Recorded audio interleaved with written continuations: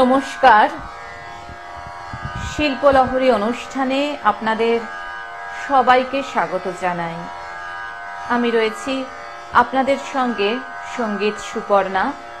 আর আমার সঙ্গে এই অনুষ্ঠানে যারা অংশ নিতে চান তারা অবশ্যই যোগাযোগ করুন 7596889622 এবং 7439124187 এই দুটি নম্বরে। আজ আপনাদের শোনাবো শিল্পলহরীর রূপকথা। শিল্পলহরী আমার মা, শিল্পলহরী আমার মেয়ে অপর্ণা মুখোপাধ্যায়। হ্যাঁ, আমার মা, the root of Shilpalahari. Aparna Mukhopadhyay শিল্পলহরীর উৎসস্থল। অসাধারণ সুন্দরী বললে যাকে অনেক কম বলা হয়, সাক্ষাৎ জগদ্ধাত্রী ঠাকুরের মতো তাকে দেখতে। বড় বড় টানা টানা চোখ, ধনুকাকৃতি ঘন ভুরু, কুঞ্চিত কালো কেশরাশি, কনকাজ্জ্বল গাত্রাবরণ, মিষ্টি মধুর হাসি।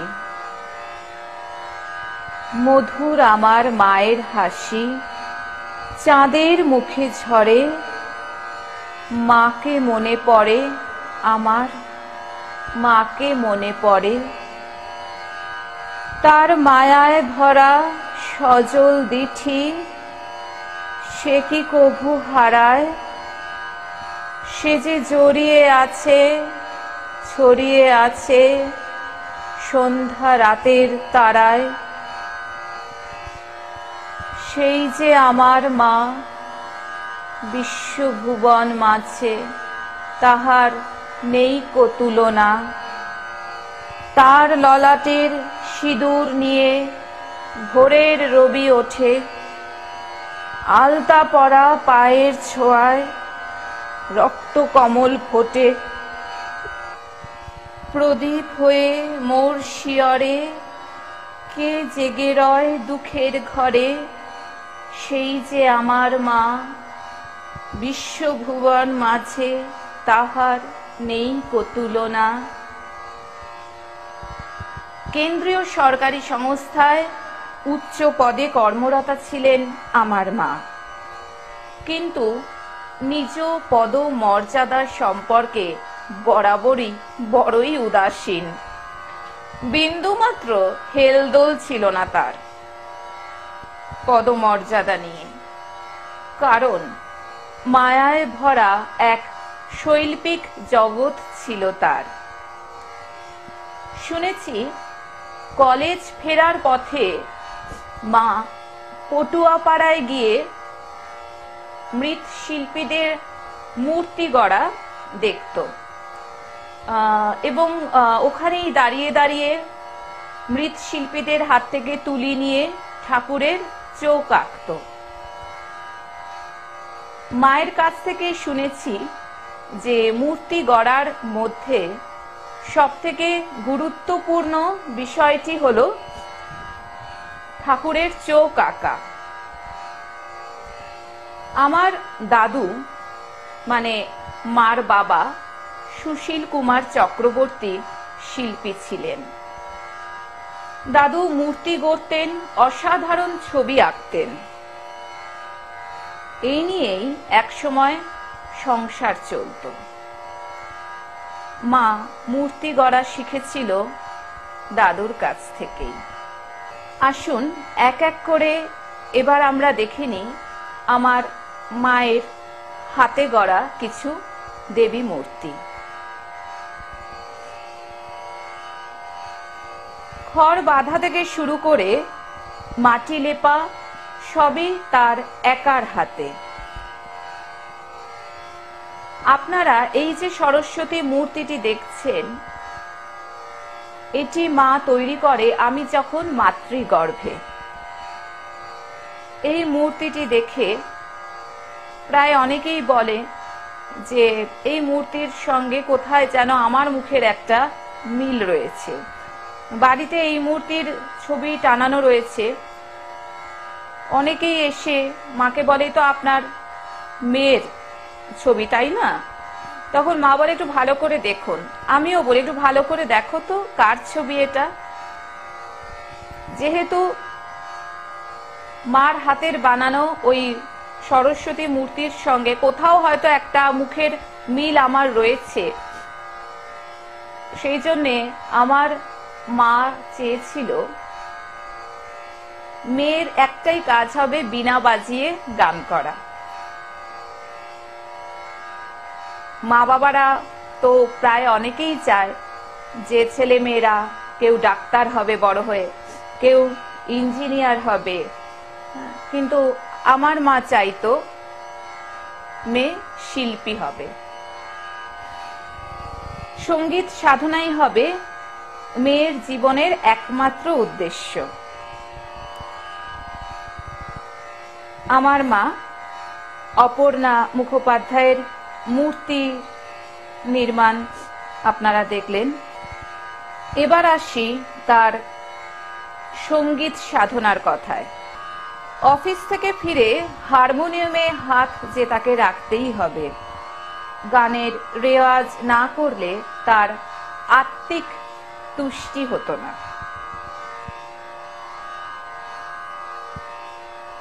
জন্মগত সুমধুর কণ্ঠস্বর যেন মোহিত করে সবাইকে। সঙ্গীত প্রতিযোগিতায় বরাবর প্রথম স্থানাধিকারী। রবীন্দ্রসঙ্গীত ছিল তার বরাবরের প্রিয়। রবি ঠাকুর আর রবি ঠাকুর। মার সবথেকে প্রিয় দিনটি ছিল 25শে বৈশাখ।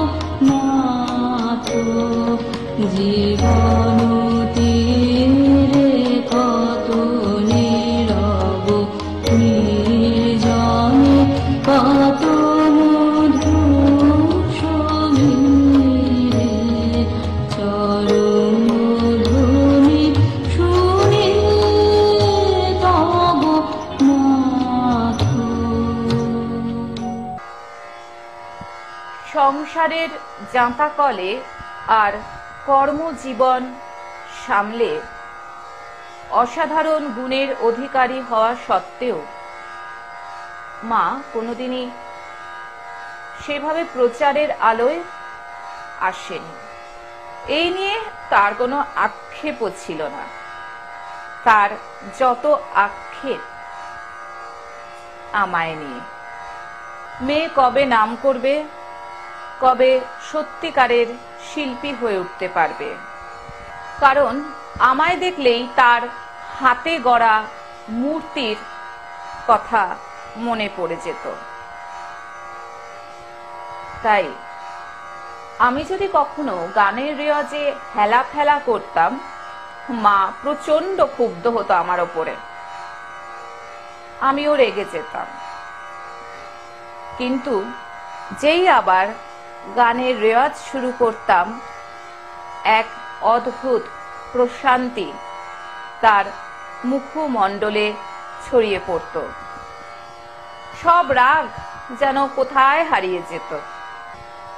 এবার আসি তার অসাধারণ ছবি আঁকার কথায়। যে সকল ছবিগুলো আপনারা দেখছেন সেগুলো তার অনেক কম বয়সে আঁকা। বাকি সব ছবিগুলো সত্যি সংরক্ষণ করা হয়ে ওঠেনি, কারণ মার কাছ থেকে শুনেছি যে আমি যখন ছোট তখন বহু মানুষ মার হাতের আঁকা নানান রকম ছবি নিয়ে চলে গেছে এবং মা তাদের স্বেচ্ছায় দান করেছে। এরকমই ছিল আমার মা। এবার আসি তার গয়না গড়ার কথায়। নিজের হাতের নকশা দিয়ে বানাতেন নানান রকম গয়না। আমি এই মুহূর্তে যে লকেটটি আপনাদের দেখাচ্ছি, মানে যেটি পরে আমি আপনাদের সামনে এসেছি, এটিও কিন্তু আমার মার একদম নিজের হাতের নকশা দিয়ে করা। এরকম অজস্র গয়না আমার মা করে রেখে গেছে। সবই তার নিজের কল্পনা প্রসূত অসাধারণ নকশা। অফিসের পরে বিভিন্ন জায়গায় ঘুরে ঘুরে নানান রকম পাথর সংগ্রহ করত আমার মা। রাত্রির বেলা আমরা দুই ভাই বোন, আমাদের সবার দুজনকে ঘুম পাড়িয়ে সংসারের যাবতীয় কাজ সম্পন্ন করে রাত জেগে আমার মা আপন মনের মাধুরী মিশায়ে নানান রকম সৃষ্টিশীল কাজে নিজেকে মগ্ন করে ফেলতো এবং নানান রকম ডিজাইন সে আঁকতো এবং সেই ডিজাইন দিয়ে তৈরি করত অসাধারণ সব গয়না। সবাই আমার মাকে দেখে বলতো একটাই কথা, মাকে নাকি অবিকল ঠাকুরের মতো দেখতে। থাক থাক চুল, বড় বড় টানা টানা চোখ। বললাম না, অসাধারণ বললেও, অসাধারণ সুন্দরী বললেও তাকে অনেক কম বলা হয়। এত সুন্দরী একজন মানুষ, এত গুণের অধিকারিণী। আমি সন্তান হিসেবে একটা কথাই বলতে চাই, আমার মা ঠাকুরের মতন নয়, আমার মা প্রতিমার মতন নয়, আমার মা মৃন্ময়ী মূর্তি নয়, আমার মা মৃন্ময়ী মূর্তির চিন্ময়ী প্রকাশ।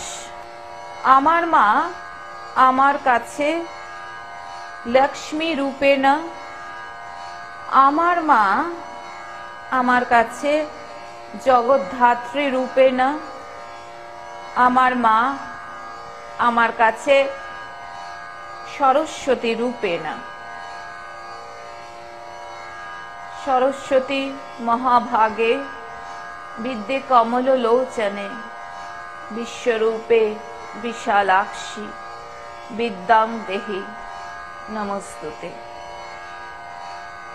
জয় জয় দেবী চরাচর সারে, কুচযুগ শোভিত মুক্তাহারে বীণারঞ্জিত পুস্তক হস্তে ভগবতী ভারতী দেবী নমস্তে। তাই শিল্পলহরীর সরস্বতী আমার মা। যতবারই শিল্পলহরীতে সরস্বতী পুজো হবে ততবারই শিল্পলহরীতে আমার মায়ের মূর্তির পুজো করা হবে। এটাই শিল্পলহরীর সিদ্ধান্ত। আজ শিল্পলহরী সত্যি আমি করতে পারতাম না যদি না আমার মায়ের রক্ত আমার শরীরে বইত। শিল্পরাজ্যের শিল্পের দেবী আমার মা, যার আপন হাতে গড়া রূপকথার রাজ্যে রং তুলির ছোঁয়ায় আর সুরের জাদুতে এক প্রগাঢ় বন্ধনে জড়িয়ে ফেলেছিলেন তার সন্তানকে। তাই হয়তো শিল্পলহরীর সৃষ্টি বিভিন্ন শিল্পীর শৈল্পিক নৈপুণ্যে শিল্পলহরী আজ সমৃদ্ধ। শিল্পলহরীর উৎস অর্থাৎ সৃষ্টির মূলে শিল্পী অপর্ণা মুখোপাধ্যায় আমার মা।